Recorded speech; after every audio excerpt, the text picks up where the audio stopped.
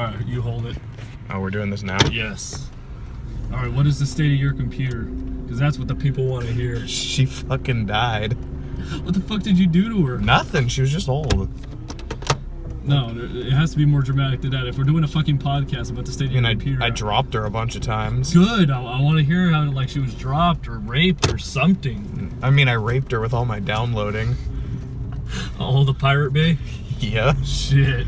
I almost filled up my terabyte hard drive. It took me like an hour and a half to transfer it all to my new computer. Yeah, that's what I've been doing right now. I filled up 4 terabytes and I'm like trying to transfer that to an external drive. Jesus. We had my hard drive ripped out of my old one and I bought a dock for it. Nice. Yeah, pretty convenient. So, Dunkirk. Fucking incredible. Dude, it was like Baby Driver for Edgar Wright. I was like, this is like his technically... Like a technical masterpiece. Yes. Like, holy fuck. And then Dunkirk. Yeah. And I saw it on 70mm. Yep, same. So I was just very pleased. It wasn't IMAX, but, you know, what can you do? Yeah, I got 70mm IMAX. It was fucking incredible. I loved how, like, you went the entire movie without even seeing, like, enemy soldiers. Yeah. Like, it was like, fuck. Yeah. I mean, most times I'll bitch at a Marvel movie for, like, not having a good villain. This movie had no villains. Literally no villain. Yeah. You saw enemy planes, but that's about it. Yeah. Or, like, when they were, like, taking him out of the plane at the end. Mm-hmm. So, top 3 Nolan movies. What say you? What have I said? Dunkirk. Not in no particular order. All right. Dunkirk, The Prestige, The Dark Knight. Yeah. Inception's gotta be in there. Yeah. Well, that's like top 4. Yeah. But he's talking about all Nolan's movies fit into a perfect top 3. What would you say is like the best director right now? Oh shit. Yeah. I mean, all the greats are sort of like doing shit once every 5 years now. Honestly, the greats are. I mean, if you're talking about like the like legacy ones like Spielberg, I just don't feel like he's doing shit. No, he's really not. Yeah. What he has The Post coming out later this year. You keep saying that, but I haven't even fucking heard what Exactly. that is. Yeah. It's Oscar bait. That's all it is. I feel like he does one blockbuster and one Oscar bait movie a year now. Did he do a movie this year? Other than The Post? He's BFG, not BFG, fucking Ready Player One, I guess, is next year. Yeah, that's next year. Yeah. I'm excited for that. Yeah, but it's him, we though. talked about this It's in the him, last. though. What do you mean? Spielberg. What about it? What has he done worth being excited for in like the last 10 years? Nothing. Yeah, so why the fuck are you excited? Because I'm excited for Ready Player One. It has nothing to do with Spielberg. Look, I'm excited for a bunch of things, but like if it has a shitty director, I'm like, eh. Well, he's not a shitty director. He's just picked up some shitty projects lately. Okay, if he hasn't done anything like worthwhile in 10 years, maybe this will be worthwhile. Hopefully. I mean, I gotta say also, like, Lincoln, War Horse, they're not bad movies, but they ain't Jaws or Jurassic Park, you know what I mean? Yeah. Didn't Lincoln get nominated for Best Picture? Yeah, he won Best Actor too, but it's like, it's not Jaws or it's not Jurassic Park. Well, no, but those weren't Oscar movies. He's been doing Oscar movies lately. Yeah, War Horse was another Oscar one. BFG was an Oscar movie, right? That was bullshit. We don't talk about that. I haven't seen it even.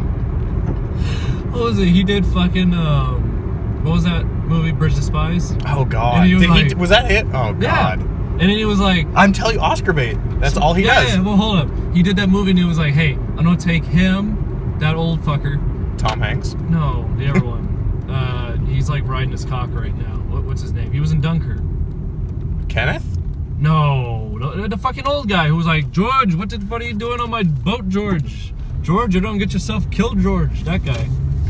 Oh, him. The old fucker. The fuck was that voice? That was just your voice. No, that was him. He was like, oh, George, what the fuck are you doing on my boat, George? You're not changing your voice. A little bit.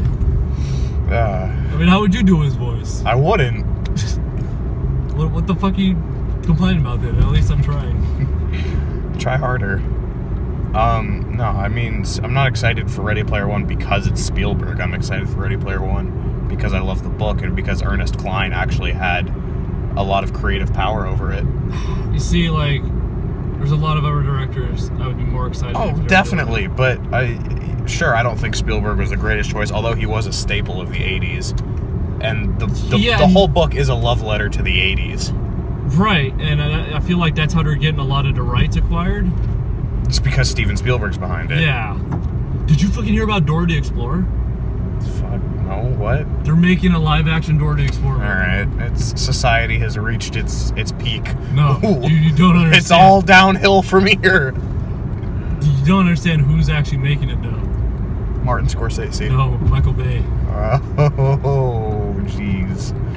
The best part is, I think, like, some YouTube channel made, like, a parody of that 10 years ago. I'm sure. Like, I think I've seen it. Yeah, Dora the Explorer, the action film. I'm pretty sure. Was that the sniper no sniping? Yeah. She was, like, tied up with Boots. Yeah. And Boots is like, why the fuck are you Caucasian?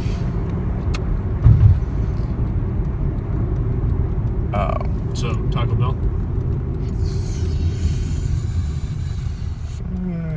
What do you want? Not Taco Bell. Fuck.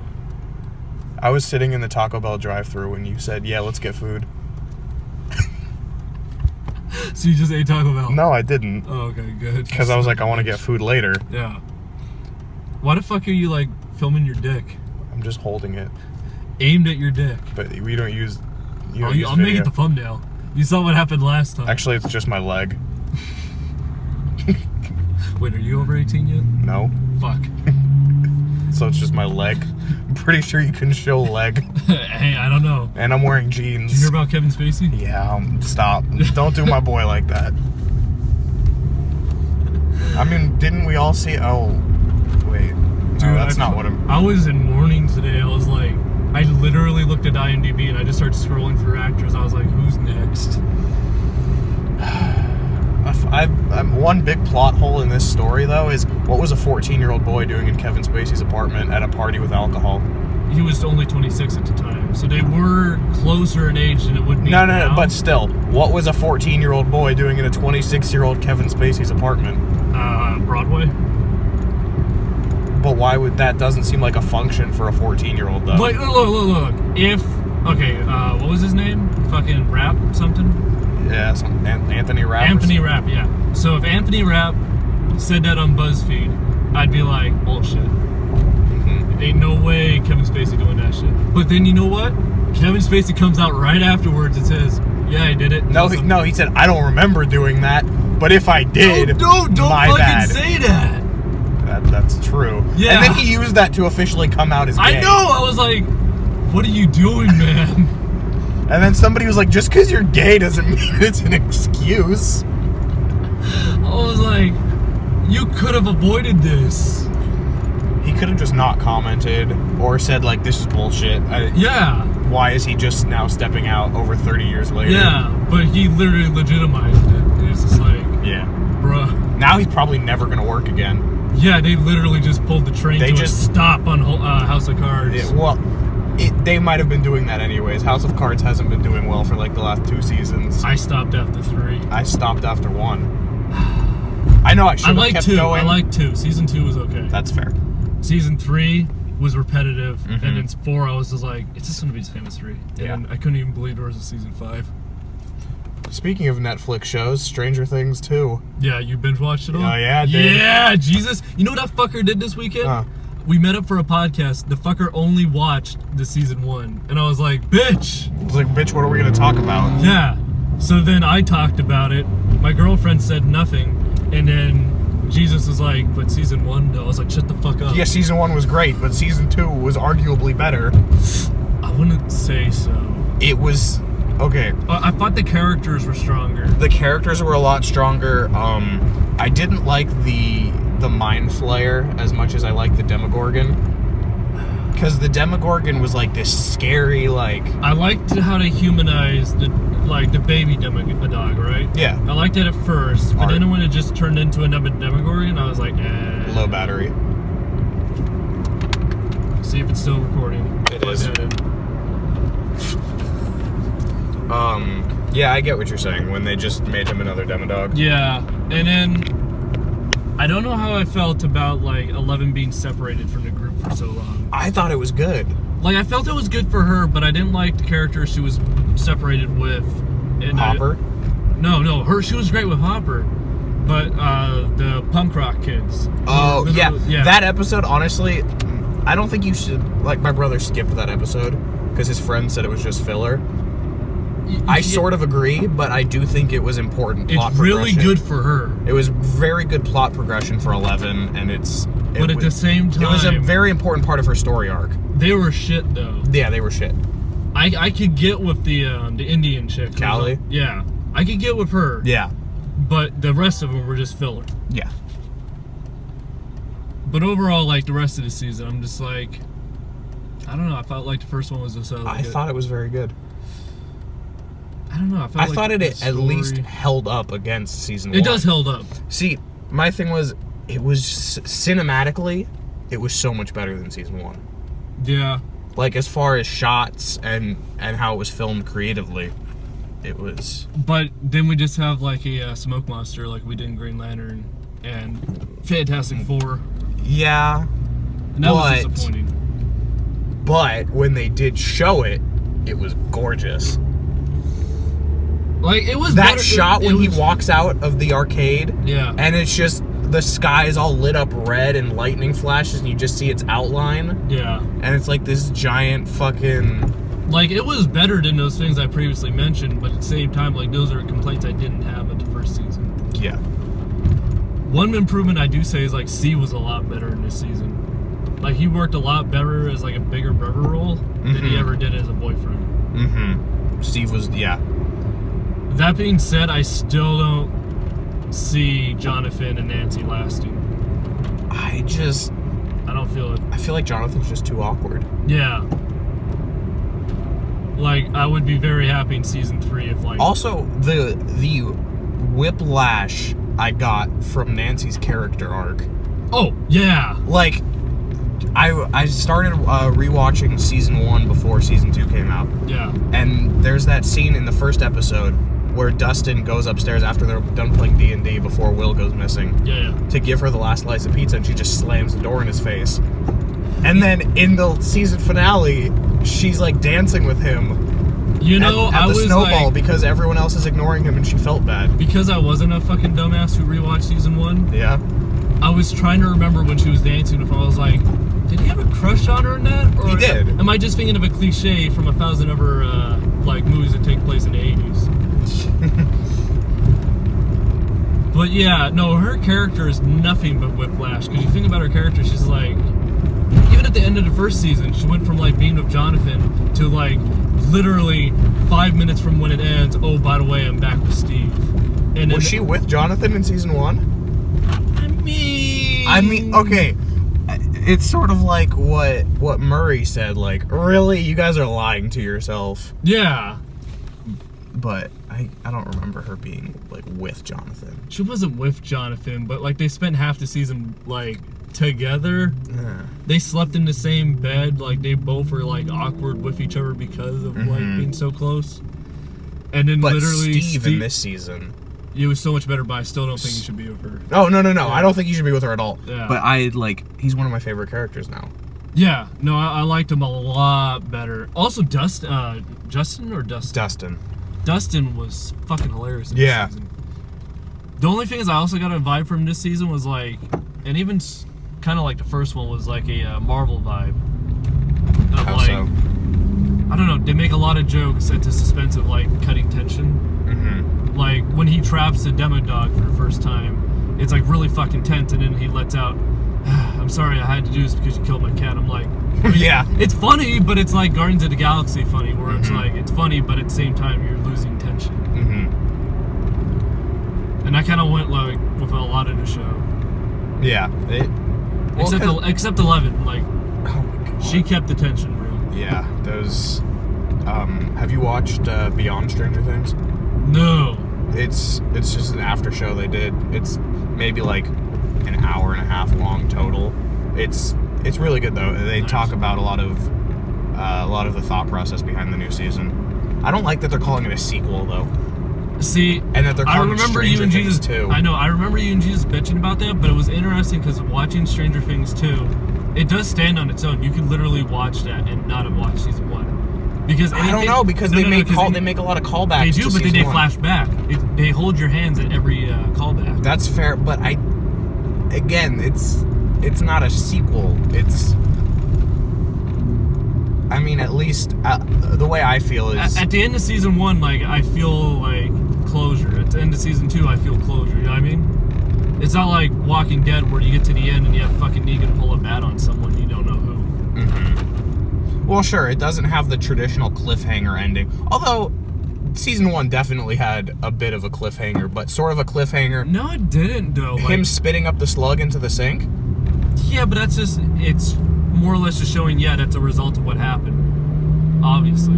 It would be more... Well, what I was about to say is, it's the type of cliffhanger where you could leave it at that. Yeah. And it was like, okay, that's the ending. Right. Kind of like Nolan when, like, he always, the way he ends his movies, like, you could keep going, but you don't. Dark Knight Rises, like, it's not a cliffhanger that Robin's taking over as Batman, but at the same time... You could keep going.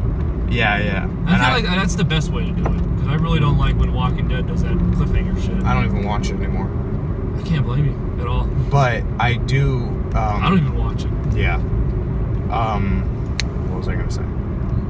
But I do agree that it can stand on its own, but at the same time, I sort of have a feeling that the only time a show should have a different official title from season to season is if you're doing an anthology series like American Horror Story. Yeah, but here's the thing, even American Crime Story now. Oh, that's so good. You watch the OJ one? Yeah. Dude, that was fucking... I can't wait. When is the next one coming out? Don't know. Did you hear who's in it? I forget. Matthew Broderick. Oh my god. And it's about the FEMA situation after Katrina. Oh, I'm excited. Oh yeah, I remember it was about the aftermath of Katrina. Yeah, I'm like, holy shit. Didn't know Matthew Broderick was attached though. I'm excited. Yeah, of course they had fucking Timon in the last season. You mean the guy from Boys in the Hood? No, Nathan Lane. Oh. What? Morris Chestnut. I get What a fucking name. Wait, isn't that... How did that boy grow up in the hood? Wait, hold up. Did he play OJ? No! Fucking what's his face? Cuba Gooding Jr. Oh, that's right. My bad. I'm like, how the fuck did a boy named Morris Chestnut grow up in the hood not get shot? Morris Chestnut was in Boys in the Hood. Then who the fuck is Morris Chestnut? He was in Boys in the Hood. But he wasn't in the show. No. How the fuck did that boy grow up in the hood with a name like Morris Chestnut? Okay, that's not the name of the character he played in Boys in the Hood. Actually, Cuba Gooding Jr. might have been in Boys in the Hood. He might have been. I think he was. He was literally in every movie in the 90s. Yeah, that he was in it. Show me the money. I'm not a fan of that movie. Really? That's not a popular opinion. It's not bad. I think it's overrated. Maybe. Like, I'm not going to tell you it's perfect, but I can't think of, like, glaring flaws of it either. You know I just think it's overrated. Like, what do you got against it? Nothing. It's just like it's a fine movie. I just think it's overrated. The fuck? I just don't think it's as good as everybody claims. Like, is there a shitty character in it? No, it's just not a fan. I mean, sometimes, I just don't feel a movie, and I'm just not feeling it. I'm like, that's back when Tom Cruise was actually good. You see American Made? Oh, I wanted to. Good movie. I was surprised. Yeah, especially after Mummy. Did you see that? No, I did not, and I will not. Same. I think we all learned our lesson with, what was Tom Cruise's last shitty movie? Oblivion? Yeah. Yeah, that was... Dude, that movie looked like shit, but I was like, when has Tom Cruise screwed us over? That movie. Plenty of times. Oh, no. I mean, it was pretty good. Mission Impossible, Ghost Protocol. That was fucking amazing. What are you talking about? No! I'm actually not a fan of any of the Mission Impossibles. Like, I could hear the first one, I could hear the second one, the third one. What about Rogue Nation? Nah, see, like, I'd say it's a good movie, but I could see where you wouldn't like that one. I haven't liked any of them. Like, the third one's J.J. Abrams and Philip Seymour Hoffman. How could you not like that one? I also think J.J. Abrams is a little bit overrated. He is, absolutely. Like, we were talking about directors. Full circle segue. Yes, Nolan. Yeah, J.J. Abrams is not a best director contender. No. I mean, Super 8 was good. Yeah, but it was like Stranger Things. Like, it's, yeah. That's why I like it. It has like that 80s vibe, that 80s sci-fi vibe. Yeah. Best directors, though, I think Martin Scorsese.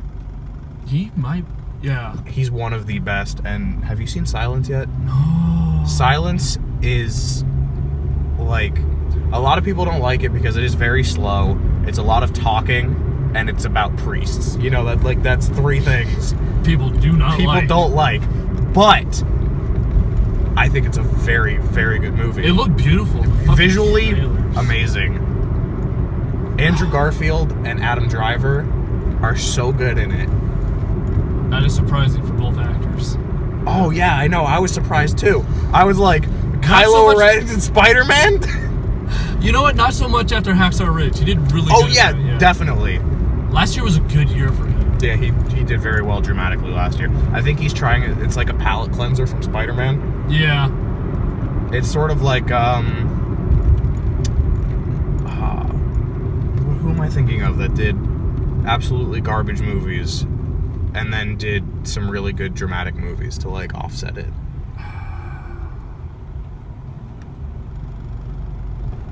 Steven Spielberg? No. Leave him alone. War Worlds, man, that was the first movie I saw where I was like, fuck this guy. That's pretty fair. Oh, that's another shitty Tom Cruise movie. Yeah! Yeah, that's where he fucked us over. Yeah. But directing... Also, you know who I was really surprised by as a director? Kenneth Branagh. He directed Murder on the Orient Express. No, but like, he's done like... I know. I did not know that he was that big of a director. I didn't see mostly Cinderella, a Shakespeare though. movie. I won't see that. I kind of want to, though. I don't. Because, like, okay, Jungle Book was good. That's a Disney Cinderella live action. got horrible reviews. No, it didn't. It got like 79 or some shit. Doesn't mean it's good. Maleficent is the one that got shit reviews. I hated that movie. Dude, same. But I'm angered it's getting a sequel. I like that we can have a conversation about a movie only I've seen and you haven't. Which? Murder on the Orient Express. Yes, give us the Moral Limits exclusive. I personally give it like a 9.5 out of 10. Alright. A lot of people are giving it lower scores, and I think those people are dumbasses. I see no warrant for anything less than that. Okay. Sure. Johnny Depp. Fantastic. Lovely. Daisy Ridley. Didn't even know she was in it until the credits. Really? Didn't That's good. recognize That's her. good for her. I didn't recognize her. Especially coming off of Star Wars, you need a role that you're not going to be recognized as, Mhm. but will also be good.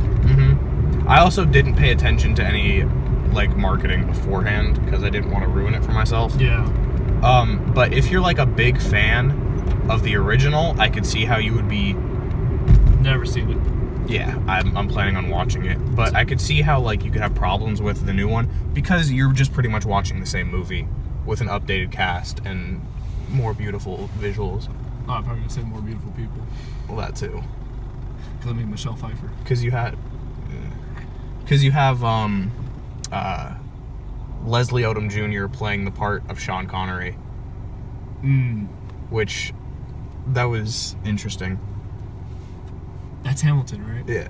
Well, he wasn't. He didn't play Hamilton. No, he was. Yeah, Aaron Burr. Yeah. Jesus is coming his pants over that. Yeah. Yeah, he was part of the Q&A after the movie. How was it? The no. Like, how was he as? He was really good. Nice. I was shocked because I was like, Josh Gad is really good in it.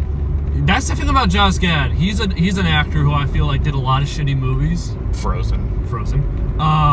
Pixels. Yeah. I always forget about that movie. What was that other one? The Internship. Is he in that? Yeah. Oh. And then he just played like some random Google employee. No.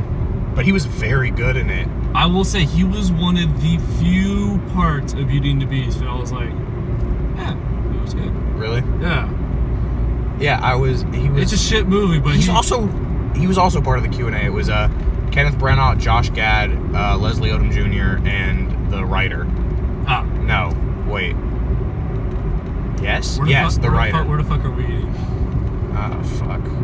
I don't know. Why are we so far from where you live? I'm like right over there. Are you? Yeah. Oh. I've basically done circles around my house. Oh, we can figure that out off. No. That's a part of the podcast. Us discussing where we're gonna get Yes. food. I don't know what's around here. See, 40 years from now, we're both huge directors. They'll go back to this podcast and be like, oh my god, they talked about getting food, they're human too. There's Tommy's, there's... What was that noise for Tommy's? That was me thinking, because I love Tommy's, but I don't know if I want it right now. I feel the exact same way. I haven't had it in a while though, so I'm kind of like... I think I had it like 2 or 3 weeks ago. It's not that recent. No, it's not. Okay, but... I also haven't had Fatburger. I have not had Fatburger in the longest time. Dude, we gotta find a Fatburger. That'd be a good idea. Alright. But I also was privileged with the opportunity to see Murder on the Orient Express in 70mm. Oh, I didn't even know that was an option. Yeah, it was amazing. See, I had a problem when they did The Hateful Eight on 70mm. Why? Because I was like, why? It's all indoors. You don't get the same thing. It's fucking beautiful though. But then they did Murder on the Orient Express, which is all in a train. Yeah. And then I was like, yes! This, always this. I actually said to my dad, why would we watch a movie in anything but 70mm film? Yep. I was like kind of furious with my grandpa and mom after Dunkirk because they're like, it was too much. I didn't know which part of the screen to look at. I'm like, that's why you watch it in 70mm. Mm-hmm. Fuck. Also, I saw 2 movies on film back to back, both with Q&As featuring Kenneth Branagh in 2 nights. Oh, true. I saw Murder on the Orient Express. Kenneth Branagh was there. He did the Q&A because he was the director/writer. Is he a good Q&A? Yeah, he is. Nice. He's good. And then the next night, I saw Dunkirk, and he was part of the Q&A because he was, in LA, and he's one of the stars. Christopher Nolan did the Q&A. Oh my god, you lucky son of a bitch. He's surprisingly not that great at Q&As. See, I like how reserved he is. It was interesting what they talked about. Yeah. But they had one of the producers. It was Kenneth Branagh, Christopher Nolan, and one of the producers. And the producer did most of the talking. Yeah, like I watched a lot of interviews with Nolan. It's not like he's super entertaining, but it's like it's a genius, and you want to like hear him speak. You know? Josh Gad is very entertaining in a Q&A. I bet. Yeah. There was Michelle Pfeiffer does a song that plays over the credits of Murder on the Orient Express. How was it? It was okay. But the moderator said, so Josh and Leslie, how do you feel about you guys not being asked to do the song? And Josh Gad was like, well, I for one am fucking pissed. You will be hearing from... This is the first I'm hearing of this. You will be hearing from my lawyers. Holy shit, that was fucking great. And then they were like, okay, Leslie, how do you feel about it? He's like, I am also mad that you did not ask Josh. That's fucking great. And then there's a part where Michelle Pfeiffer's like vocalizing like this really... It's a very feminine vocalization, and Josh like tries to reproduce it. Yeah. And he sounds like Olaf when he's doing it. Because he is Olaf. Is this like... recorded anywhere? No. No! Wait! Yes, it was recorded. I don't know what they're doing with it. They had a professional camera set up. I don't know what they're doing with it.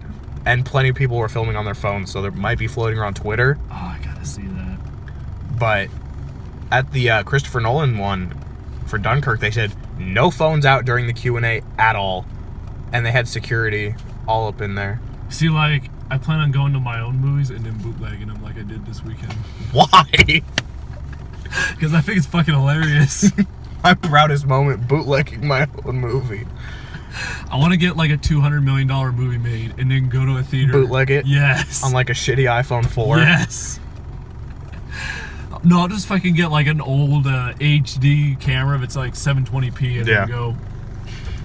Remember the days when 720p was HD? Oh yeah, that's why I said HD and I was like, wait, nope. Oh my god.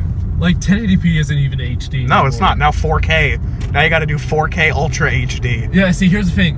4K is what is right now, but they're already doing 8K in some places. Yeah. Why can't they just pick a medium and stick with it for a little while? Because it looks like shit and you gotta constantly, like... It looks okay. Like, okay, 70mm works because it's on a big screen at a distance, you know what I mean? Mm-hmm. But when you have something that in front of you on a laptop or a phone, yeah, you realize very quickly the quality of it. Do you remember J.J. Abrams' little Twitter thread when The Force Awakens was coming out on digital and DVD? He was like, please don't watch this on your phone. It'll look like garbage. You know, I get pissed off at people like that, because like David Lynch did a video too where he was like, don't watch it on a fucking telephone. That's not how movies are meant to be enjoyed. I was like, bitch, I've watched Scarface 300 times on my phone. It's fucking amazing. Well, I mean, that already sort of looks like shit. True. That movie's fucking amazing, though. I haven't finished it. Really? I started watching it at camp because I had some alone time. And then people wanted to watch other shit, so I ended up watching Secret Life of Pets. No! Yeah, I had to turn off Scarface for Secret Life of Pets. I saw Harry Potter in 3D here. Or not in 3D, in IMAX. I didn't see Harry Potter 3 here, but I've seen a lot of shit. I saw fucking Transformers. I saw Harry Potter 3? Yeah. Who's talking about that? I thought you just said I saw Harry Potter 3. I said I saw it in 3D, and then I said, oh wait, no, not 3D, IMAX. The fuck? The first one, I saw it in IMAX here. Oh, alright. That's not the first one on like DVD. I mean, I did too, but they had the Harry Potter Film Festival leading up to Fantastic Beasts. Oh, yeah, okay. And I could only get tickets for the first one. Did you get the wand? No. They had a wand over at AMC Burbank. The fuck? Yeah. Where are we going? We're going to Fat Burger or something? I don't know where a fucking Fat Burger is. Should we find a Fat Burger? Find a Fat Burger on your phone. Keep this podcast going. Yeah, it's quality content. What'd you think of Fantastic Beasts? Could have been better. I didn't hate it. I liked it. I agree. I enjoyed it, but I think it could have been better. Like, I'd give it a 7. It also, I enjoyed the 30 seconds Johnny Depp was in. That was lovely. Yeah, we've talked about this before. Yeah. I can't wait for Jude Law as Dumbledore. Yeah, that'll be interesting. I kind of hope they get a better director, though. I'm kind of done with David Yates. I thought he did a brilliant job of, like, the last 4 Harry Potter movies. Mm-hmm. Like, 5, 6, 7 for 1 and 2. Yeah. But, I don't know, Tarzan, Fantastic Beasts, like, it's really... meh. Oh shit, there's one mile away. Oh. I know, that's why I'm, like, driving in this area. Shit, why am I calling? No, don't call. I want directions. Alright, fuck y'all, we're going to Fat Burger. Through all the things I've had to see, visions of the pods to be, the moral limits are unseen, and now it all seems clear to me that arguing is painless. It brings a little changes, and I can do it with whomever I please. Fuck you, no you can't, only with me. Oh, well, I guess I'm recording, so...